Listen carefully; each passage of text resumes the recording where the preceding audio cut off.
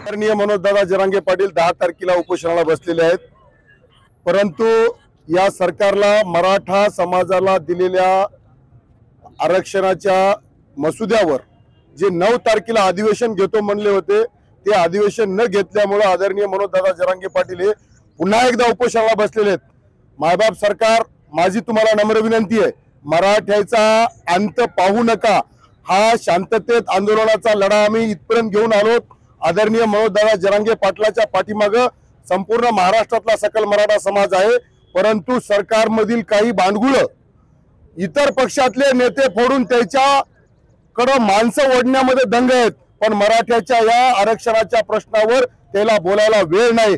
यदा कदाचित आमचा नेता मराठा योद्धा मनोजदादा जरांगे पाटलाच्या तब्येतीची काळजी जर सरकारने नाही केली तर हे मराठ्याचे थवे आणि आगेमऊळ या सरकारला शांत झोपू देणार नाही आणि जागा सुद्धा राहू देणार नाही, एवढी खबरदारी देतो मी। मनोजदादा जरांगे पाटलाच्या तब्येतीची काळजी इतर आमच्या सर्व मराठा समाजाला आहे, तशी सरकारने घ्यावी आणि सगळ्या सोयऱ्याच्या संदर्भामध्ये तात्काळ लवकरात लवकर अधिवेशन बोलवावं आणि जे शब्द दिलेत ते छत्रपती शिवाजी महाराजांच्या पुतळ्यासमोर वाशीमध्ये दिलेला शब्द सन्माननीय मुख्यमंत्री एकनाथभाई शिंदे आणि त्यांचे सहकारी सरकार यांनी लवकरात लवकर निर्णय घ्यावा, अन्यथा मराठ्याची गाठ आहे। जरांगे दादा पाटील यांनी मराठा आरक्षणाचा मुख्यमंत्र्यांनी जे शब्द दिला होता की बाबा मराठा समाजाला आरक्षण मिळालं आणि जे GR काढायचा होता की त्यांनी सांगितलं होतं की बाबा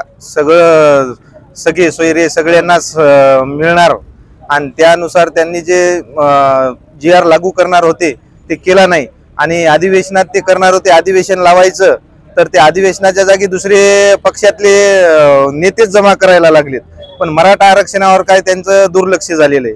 त्यासाठी आज आम्ही वसमत शहरामध्ये जे शांततेमध्ये वसमत बंदीचा ललकार पुकारलेली आहे, पण जर उद्या कदाचित काही जरांगे पाटलाला झालं तर याची जबाबदारी पूर्ण महाराष्ट्र सरकारची राहील हे आम्ही इथं सांगायलो।